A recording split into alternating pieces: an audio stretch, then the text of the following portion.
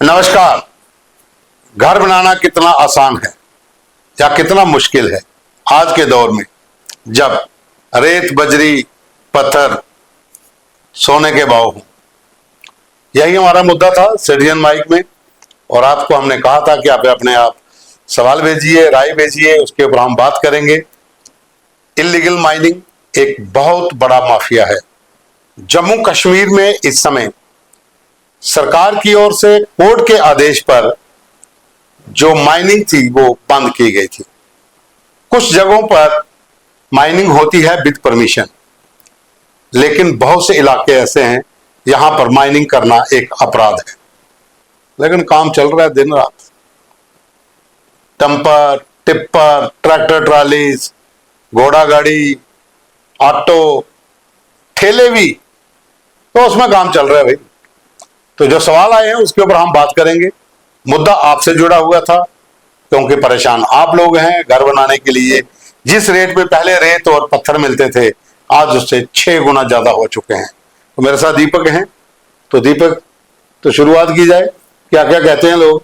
देखिए, सबसे पहले तो जब हमने माइनिंग की बात की थी, शायद किसी को ये ना लगे, किसी क्रैशर ओनर को या किसी ऑफिसर को, कि हम पता नहीं उनको हिट कर रहे हैं। तो सिर्फ हंगामा खड़ा करना मेरा मकसद नहीं। मेरी कोशिश है कि सूरत बदलनी चाहिए। तो हमारी कोशिश यही है कि दरअसल माइनिंग जो एक बिजनेस था वो आज माफिया कैसे बन गया।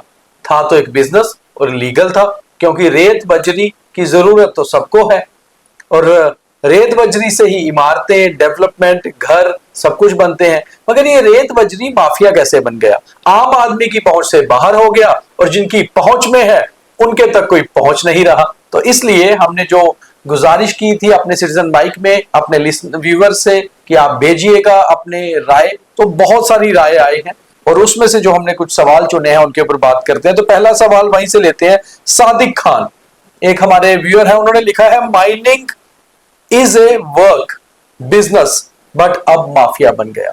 बात बिल्कुल सही है कि था तो एक काम ही, क्योंकि एक विभाग है, एक डिपार्टमेंट है, उसके तहत काम है। मगर काम को काम के तरीके से करते रहते तो शायद काम ही रहता, मगर माफिया कैसे बन गया। अमरजीत सिंह एक हमारे व्यूअर है, उन्होंने भी साथ में ही सवाल किया है कि सबसे पहले तो ओनर्स को चेक किया जाए कि आखिर क्रशर किस किस के हैं, क्या लीगल है, सबके पास कागज पूरे हैं, रूल के मुताबिक चल रहे हैं। तो पवन जी, बड़ी बात है। हाँ बिल्कुल। देखिए, बहुत सी जगहों पर ऐसी शिकायतें आती हैं कि जो क्रशर्स हैं उनके भी डॉक्यूमेंट्स कई जगहों पर पूरे नहीं है, जो गाड़ियां दौड़ रही हैं उनके नंबर भी नहीं है, जो ड्राइवर दौड़ा रहे हैं उनके पास लाइसेंस भी नहीं है, क्योंकि काम ही रात का है, अंधेरे का है। और एक मैसेज शायद दीपक अंधेरे का भी आया हुआ हाँ, सुनील सिंह संब्याल है, वो लिखते हैं रात का धंधा बन गया है, रात का धंधा, जबकि दिन में भी काम होता है। दिन में भी होता है, लेकिन ये काम रात को चलता है। तो बहुत से लोगों को कमेंट ऐसे मिलता है। एक अशोक लंगर है अखनूर से, वो कह रहे हैं कि आपकी रिपोर्ट बिल्कुल सही है, ये सच्चा का एक वाक्य है, क्योंकि यहाँ पर लोग परेशान हैं और कमाई इसमें सरकार की होती है, इसलिए पूछने वाला कोई भी नहीं। उंगलियां सरकार पर उठती हैं हमेशा, क्योंकि जब भी कुछ गलत होता है लोग तो सरकार को जानते हैं। अब सरकार में बहुत सी चीजें आती हैं। सरकार में जैसे मंत्री हैं तो डिप्टी चीफ मिनिस्टर, इसके मिनिस्टर भी हैं, उसके नीचे कई अधिकारी होते हैं। सब पे उंगली जनता उठाती है, क्योंकि जनता को दरअसल पता नहीं होता क्यों हो रहा है। ऐसे में बिल्कुल सही है, एक सवाल आया है, नीलकंठ है कोई, उन्होंने लिखा है, बिग सोर्स ऑफ इनकम। ये आम आदमी को पता ही नहीं कि किसकी इनकम है। वो कहते हैं सरकार कमा रही है, मगर सरकार में सभी अधिकारी तो ऐसे नहीं होंगे, तो उनको छांटिए जो कुछ गलत कर रहे हैं। हाँ बिल्कुल। देखिए, इसमें बहुत से लोग इन्वॉल्व हैं, खाली आप एक चीज के ऊपर अटैक नहीं कर सकते हैं। लेकिन इसमें बहुत से लोग ऐसे भी हैं जिनकी रोजी रोटी का मसला था, वो भी इसका शिकार हो गए हैं।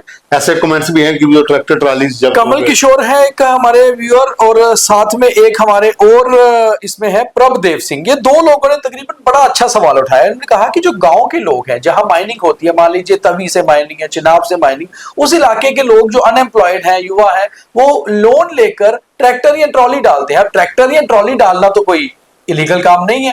जेन्युइन कागजों के साथ ट्रैक्टर ट्रॉली डाली और उस इलाके में जो क्रशर है उनके साथ लगाई। अब उन्हें क्या पता कि वो क्रशर वाला इलीगल माइनिंग कर रहा है। उनकी ट्रैक्टर या ट्रॉली जब्त हो गई, और उसके बाद वो उस खेल में ऐसा फंसे कि कई कई महीने तक जब्त रहती है, किश्तें तक नहीं देनी होती। तो सरकार को, जो अथॉरिटीज हैं, डीएमओ है, पुलिस, ये भी देखना चाहिए कि जो माल ढो रहा है उसकी गलती है या उसके पीछे माफिया है? एक कमेंट और भी है जी, बड़ा अच्छा। अजय चाड़का कहते हैं घर बनाने के लिए ना बड़ी कुत्ते खानी करनी पड़ती है।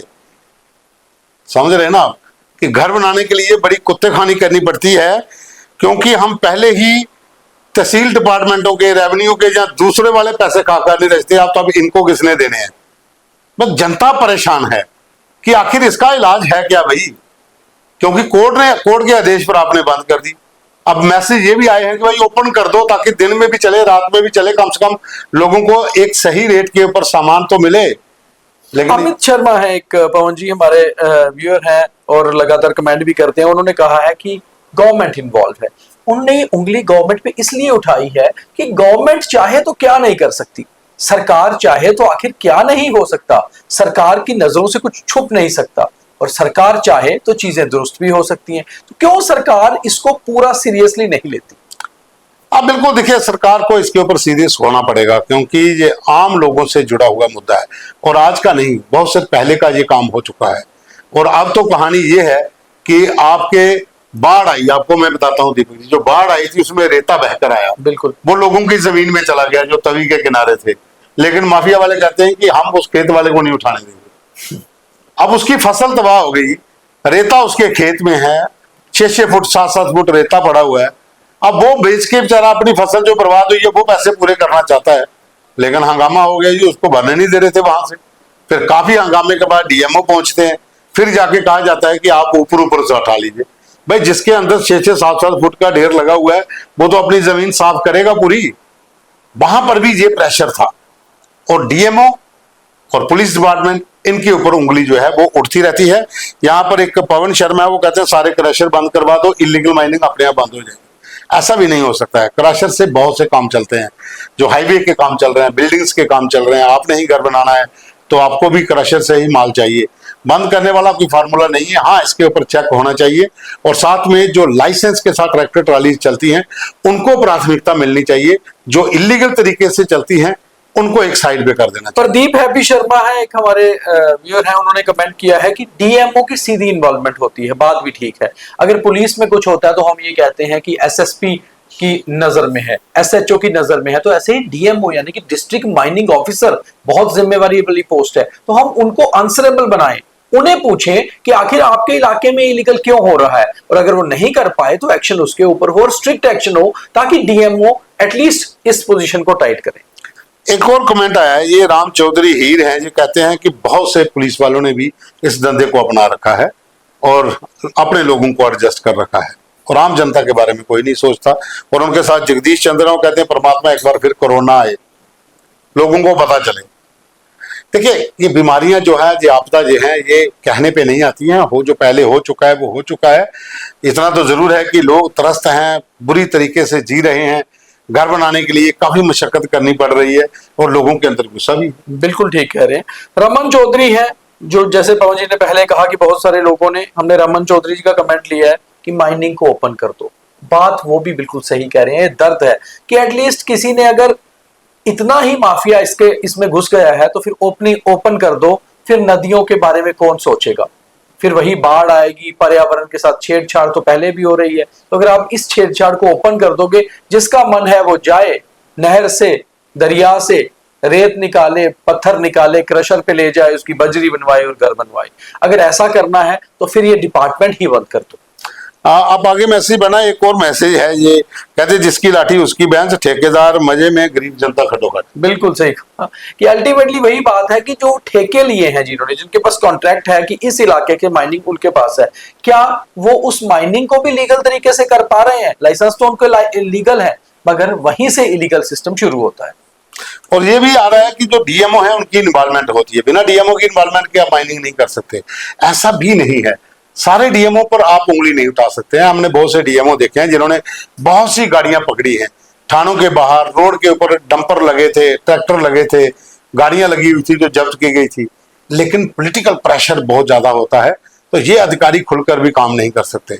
मैं ये नहीं कह सकता कि सारे डीएमओ ही अच्छा काम करते हैं या सारे जो हैं वो करप्ट हैं, लेकिन कहीं ना कहीं जब आवाजें उठती हैं, लोग बात करते हैं, तो कहीं ना कहीं सच्चाई भी होती है, लेकिन कुछ लोग ईमानदार भी होते हैं, लेकिन उनको काम नहीं करने देते। सवाल तभी उठते हैं कि अगर कुछ होता है। ये जो पॉलिटिकल प्रेशर की बात पवन जी ने की वो बिल्कुल सही है कि आखिर पॉलिटिशियन प्रेशर डालते क्यों हैं? क्या उनकी भी कोई इन्वॉल्वमेंट है? क्या सीधे कुछ लोग इससे जुड़े हुए हैं? धंधा करना, बिजनेस करना कोई गलत बात नहीं है। जिस चीज का सरकार लाइसेंस देती है वो लीगल ही होता है, मगर उस लाइसेंस के तहत सब कुछ लीगल हो रहा हो ये जरूरी भी नहीं है। इसलिए हर चीज पर चेक रखने की जिम्मेवारी आखिर लेगा कौन? देखिए, जो इलीगल माइनिंग है इससे बहुत से पुलों को खतरा है, बहुत से ऐसे किनारे हैं जो शहर से सटे हुए हैं, नदियां हैं या दरिया हैं, वहां पर खतरा बना रहता है। और साथ ही जिन खड्डों में, जिन नालों में माइनिंग होती है उस इलाके का जो जल स्तर है वो बहुत नीचे चला जाता है।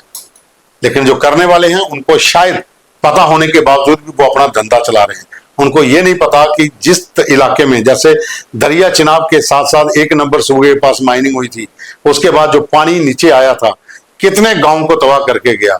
और भगवान ना करे अगर बाढ़ इस समय कहीं ज्यादा आ जाए पहले की तरह, अब तो बुरी हालत है, क्योंकि सरकार ने कहीं पर कोई क्रेट नहीं डाले हैं। तभी में काम शुरू हुआ था, अभी भी वो जस का तसी है, स्लो प्रोसेस चल रहा है। तो अगर कहीं ज्यादा बाढ़ आ गई तो इस बार तो भगवान ही बचाए। तो अल्टीमेटली बात वहीं पर आकर रुकती है कि कहीं ना कहीं माइनिंग जो एक बिजनेस था ये माफिया कैसे बना। हम जो रेत और पत्थर खोद खोद कर इन नदियों को डीप कर रहे हैं, इनके तलों को हम नाजुक कर रहे हैं, हम कहीं अपने समाज के लिए ही तो कब्रें नहीं खोद रहे। बिल्कुल सही कहा इन्होंने कि ये अपने समाज के लिए ही कब्रें खुद रही है, क्योंकि पैसों के खातिर, पैसा कमाने के चक्कर में हम जो भूल रहे हैं कि हमारे पुल, हमारी नदियां, हमारे वो रिवर के बैंक्स जहां पर लोग सैर करने के लिए जाते थे वो अंदर से खोखले हो चुके हैं। और कभी ऐसी बड़ी बाढ़ आ गई, न जाने कहां कहां पर ये तबाही होगी। जल स्तर नीचे चला गया है, पीने का पानी तक नहीं मिलेगा। और आम गरीब जनता तो पहले ही घर बनाने के लिए दुखी है। अब उनके बाद अगर कोई और मुसीबत आती है तो फिर उनको बचाने वाला भी कोई नहीं होगा। तो इसलिए वही काम करिए जो समाज के हित में हो, लोगों के हित में हो। और इस तरह के मुद्दे हम उठाते रहेंगे। अगली बार एक और मुद्दा लेकर आएंगे। मंगलवार को आपको उसका प्रोमो मिल जाएगा। मैं चाहता हूं कि उसके बाद आप वीडियो मैसेज भी जरूर भेजिए। अपना मोबाइल फोन उठाकर आप वीडियो मैसेज काट करके भेजिए ताकि जनता को पता चल सके। हालांकि कुछ मुद्दे ऐसे होते हैं जिसके ऊपर लोग सिर्फ लिख देते हैं, बोलना नहीं चाहते हैं, लेकिन आवाज उठानी चाहिए। बहुत धन्यवाद। धन्यवाद।